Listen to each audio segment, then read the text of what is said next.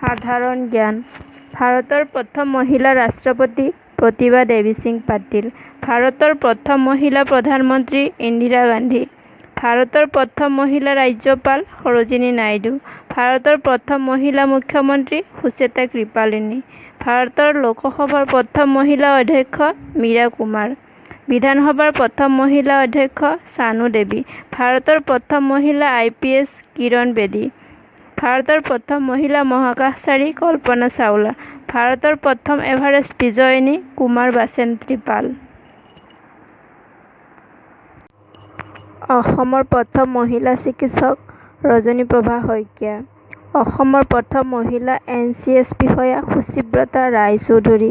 অসমৰ প্ৰথম মহিলা IAS পাৰুল দাস। অসমৰ প্ৰথম মহিলা মুখ্যমন্ত্ৰী ছৈয়দা আনোৱাৰা তাইমুৰ। অসমৰ প্ৰথম জ্ঞানপীঠ বিজয়িনী মামণি ৰয়ছম গোস্বামী। অসমৰ প্ৰথম মহিলা পদ্মশ্ৰী নলিনীবালা দেৱী। অসমৰ প্ৰথম মহিলা গ্ৰেজুৱেট সুষলতা দুৱৰা আৰু সুধালতা দুৱৰা।